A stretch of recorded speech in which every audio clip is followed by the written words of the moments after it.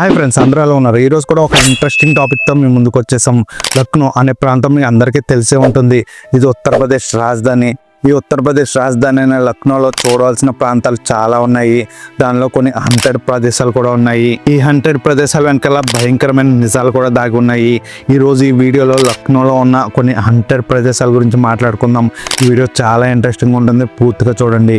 Number 1, OEL house. ఈ ఇల్లు Lucknow university campus లో ఉంది మరియు ఒకప్పుడు నవాబ్ వాజిద్ అలీ షా యొక్క ఆస్థానంలో భాగంగా ఉండేది. 1857 స్వతంత్ర సంగ్రామం సమయంలో ఈ ప్రదేశం బ్రిటిష్ సైనికులకు ఆశ్రయంగా ఉపయోగపడింది. భారతీయ సమరయోధులు ఈ ఇంటిని ముట్టడించినప్పుడు అనేక బ్రిటిష్ సైనికులు హతమయ్యారు మరియు వారి శవాలను ఇంటిలోని ఒక బావిలో పడేశారని చెప్తారు.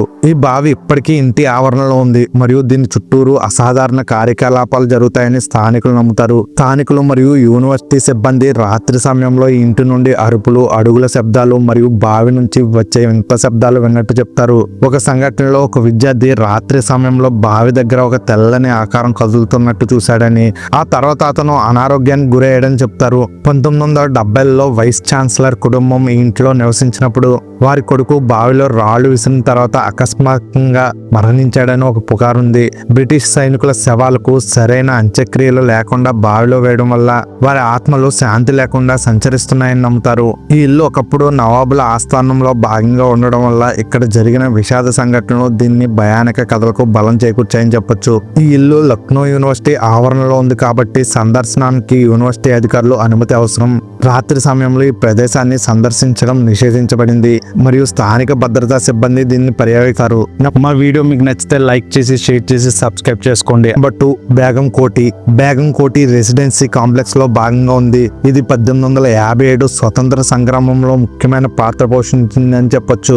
ఈ ప్రదేశం ఒకప్పుడు నవాబుల కుటుంబానికి చెందిన ఒక బేగం నివాసంగా ఉండేది. స్వతంత్ర సంగ్రామం సమయంలో ఈ ప్రదేశంలో అనేక యుద్ధాలు జరిగాయి మరియు వందలాది మంది భారతీయ సమరయోధులు బ్రిటిష్ సైనికుల చేతిలో హతమయ్యారు. ఇక్కడ ఈ హత్యలు ఈ ప్రదేశాన్ని భయంకరంగా మార్చాయని చెప్పొచ్చు. స్థానికులు రాత్రి సమయంలో ఈ ప్రదేశంలో ఒక స్త్రీ ఆకారం రాణిల దుస్తులు ధరించి సంచరిస్తున్నట్టు చూశామని చెప్తూ ఉంటారు.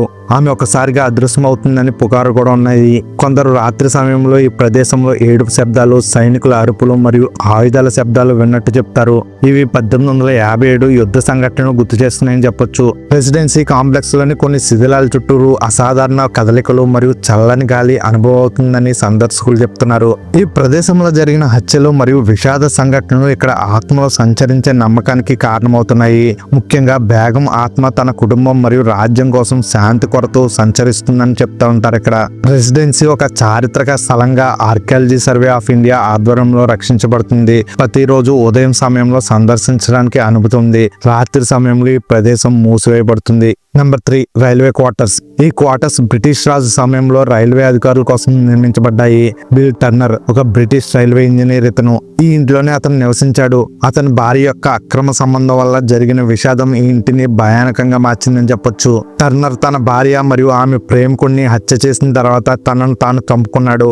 ఈ సంఘటన 19వ శతాబ్దం చివరిలో జరిగినట్టు చెప్తారు. స్థానికులు రాత్రి సమయంలో ఈ ఇంటి చుట్టూరు ఒక పొడవైన తెల్లని ఆకారం సంచరిస్తున్నట్టు చూశామని చెప్తారు. ఇది టర్నర్ ఆత్మగా నమ్ముతారు చాలా మంది. ఇంటి లోపల నుండి అరుపులు, తలుపులు దానికదే మూసుకోవడం మరియు వింత శబ్దాలు వినిపిస్తాయని చెప్తారు. కొందరు సందర్శకులు ఈ ఇంటిలో అసౌకర్యంగా లేదా ఎవరో మన వెనకతలో వస్తున్నట్టు ఆ ఫీలింగ్ అయితే కలుగుతుందని చెప్తున్నారు. టర్నర్ యొక్క కోపం మరియు విషాద వర్ణం ఈ ఇంటిని భయానకంగా మార్చాయి.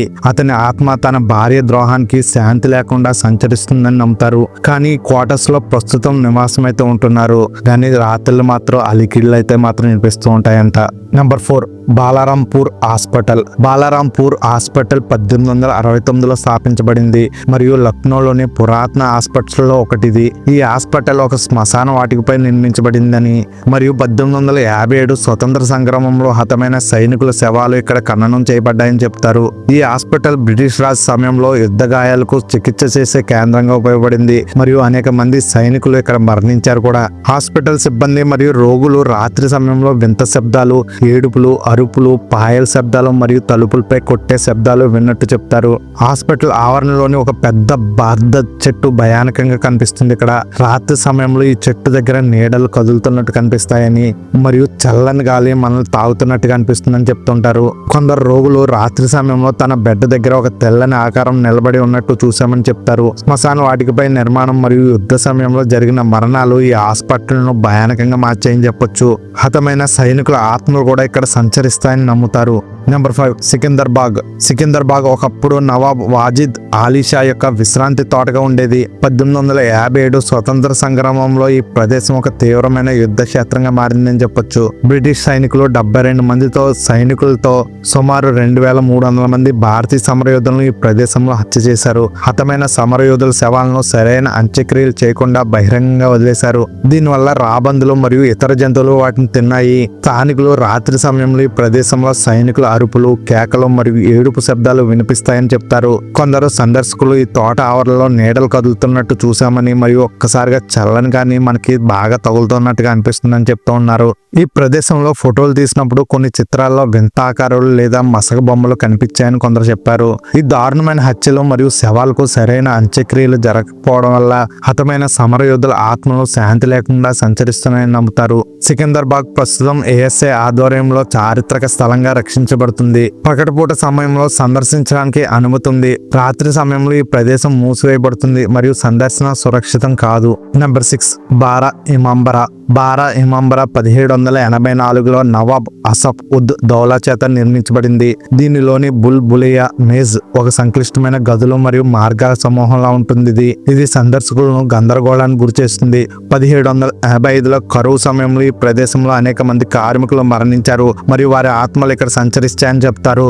బ్రిటిష్ వారు స్వతంత్ర సంగ్రామంలో భారతీయ సమరయోధులను ఖైదీలుగా ఉంచిన భూగర్భ గది కూడా భయానకంగా కనిపిస్తుంది మనకు. ఈ గదిలో రాత్రి సమయంలో వింత శబ్దాలు మరియు నీడలు కనిపిస్తాయని చెప్తారు. సందర్శకులు బులియాలో తమను ఎవరో అనుసరిస్తున్న భావన మరియు అడుగుల శబ్దాలు విన్నామని చెప్తారు. కొందరు గైడ్లు రాత్రి సమయంలో ఈ మెజ్లో ఒంటరిగా వెళ్ళడానికి భయపడతారు కూడా. బారా ఇమాంబరా ఒక ప్రముఖ పర్యాటక ఆకర్షణగా నిలిచింది. ఉదయం సమయంలో సందర్శించడానికి అనుమతి ఉంది. రాత్రి సమయంలో ఈ ప్రదేశం మూసివేయబడుతుంది.